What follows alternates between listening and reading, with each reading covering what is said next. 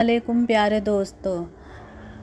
एक आदमी जिसका नाम रहीम था, जो बहुत नेक और शरीफ इंसान था, जिसने कभी अपनी ज़िंदगी में किसी गैर औरत को बुरी निगाह से नहीं देखा।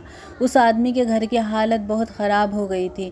नौबत यहाँ तक पहुँच गई कि घर में फाके हो गए। उस आदमी की एक जवान बेटी थी।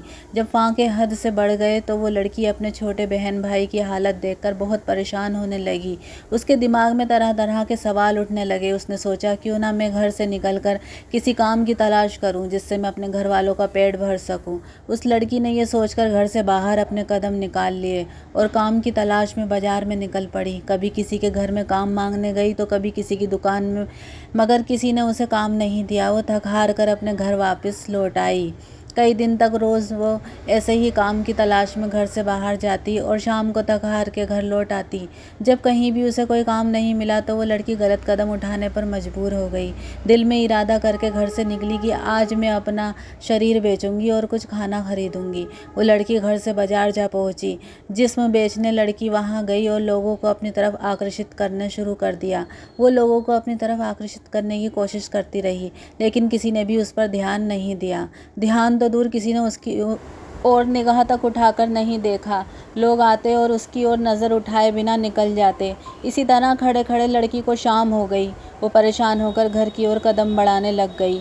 जब घर पहुंची तो अपने वालिद को परेशानी में देखा। दरवाजे पर बाप ने बेटी को देखा और पूछा, बेटी कहाँ गई थी? तो बेटी ने जवाब दिया। अपने वालिद की बात सुनकर उनके पैरों में गिर गई और रोने लगी और माफ़ी मांगने लगी, और फिर रो रो कर सारा माजरा बयान किया। अब्बा हुजूर, मुझसे अपने भूख से बिलखते हुए भाई बहन की हालत देखी नहीं गई और मैं मजबूर होकर जिस्म बेचने चली गई थी, लेकिन एक भी आदमी ने मेरी तरफ नज़र उठाकर नहीं देखा।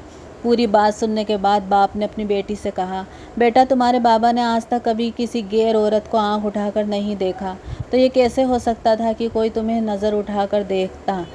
इससे हमें यह सबक मिलता है, अपनी गंदी निगाह किसी औरत पर मत डालो, क्योंकि नज़र जो है गर्म बीज होता है। जैसा बोओगे कल को वैसा ही पाओगे। आज आप अपने आप को ख़बरदार करेंगे तो कल तुम्हारी औलाद भी महफूज रहेगी। प्यारे दोस्तों, अगर आप लोगों को हमारी ये पोस्ट पसंद आई हो, अगर आपको इस पोस्ट से कुछ इल्म हासिल हुआ हो, तो नीचे दिए गए शेयरिंग बटन को दबाएँ। मेहरबानी इस पोस्ट को शेयर ज़रूर कर दें। शुक्रिया।